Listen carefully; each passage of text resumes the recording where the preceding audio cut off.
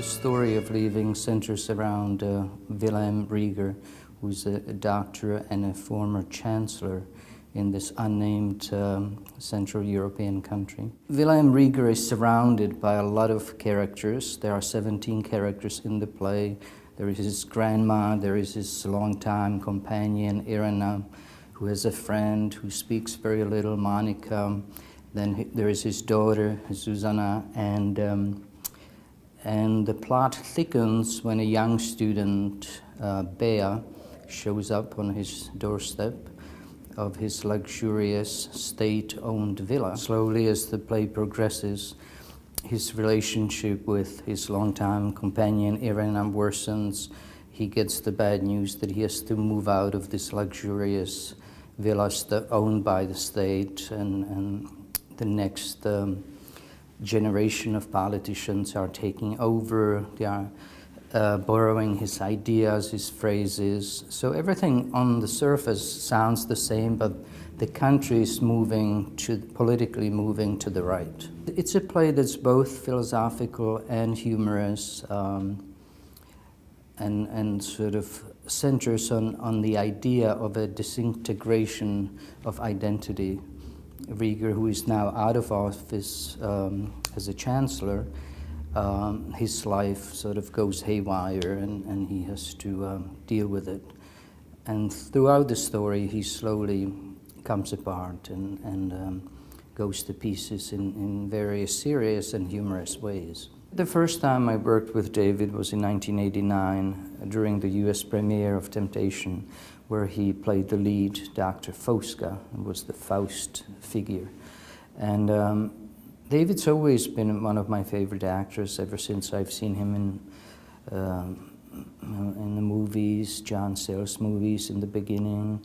He's very intelligent, he's insightful, he can be funny, he can be tragic, he can have pathos. He can pretty much do anything you ask him to. Havel uses a lot of techniques that are typical of his writing in this play, including borrowing from other plays, both by himself and other writers. Could you talk a little bit about that? Vaclav Havel's roots as a playwright are in the absurdist theater of 1960s, and he still uses certain echoes and devices in his contemporary writing. For example, at a climax in his plays, there's usually so-called hubbub scene when all the characters appear on stage and they borrow each other's lines and phrases. And he uses elements of King Lear in this play and Cherry Orchard. They are very well thought out literary references as Rieger's so-called kingdom disintegrates, just like in Lear, and the younger generation of politicians are taking over his villa. They are going to remodel it and turn it into an entertainment center. You grew up in Prague as well, and Havel's work has had a strong influence on you since you were very young. Yeah, I started to go to theater since I was 12, and mostly I've seen Shakespeare and Chekhov. Classics. And when I was 15, I went to see Václav Havel's Memorandum. That's his second play. It was 1968. And that sort of changed my life in a way. I was very interested in art at the time and filmmaking. And then I sort of changed my emphasis on theater and producing and directing theater. You met with President Havel recently in Prague to talk about the play. What's it like? What did you talk about? Well, it was an interesting meeting. It was in December last year because for the past 13 years, I've just seen him as a president, as a very skillful, significant politician in Europe.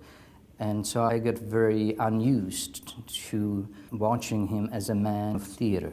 His presidency ended in 2003, so now he has become a playwright.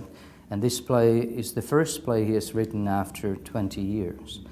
So he was very relaxed and humorous, as you would expect when you read his plays. He talks like his characters.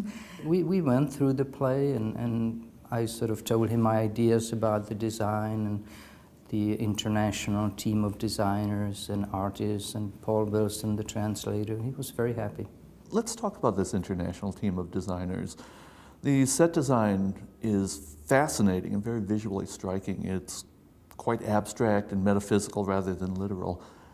How did you and the set designer come up with this idea? The design consists of a number of doors. Every door, we have about 36 of them, has been carefully researched and really looks and functions in a Central European way. So we came up with the design in Prague in a little cafe, sketched it on napkins, and it's pretty much looks the way we envisioned it. It's definitely a metaphysical approach to the play. I also think that whatever we see on stage takes place in Rieger's mind.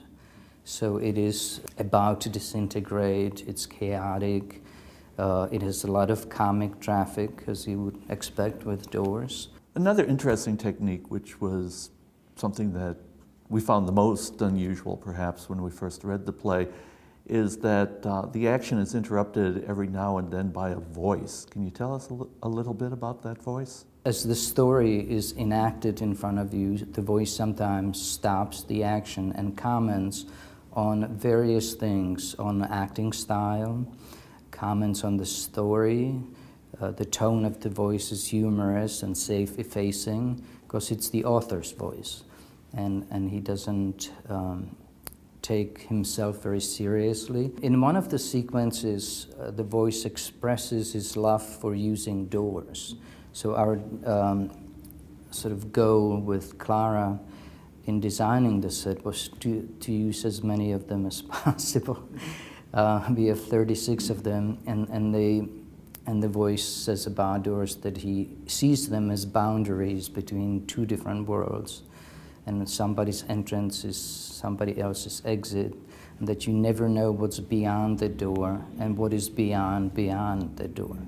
So he sometimes in the play muses on philosophical themes of life and cosmos and universe and writing. It really informs the play and places it in a different realm.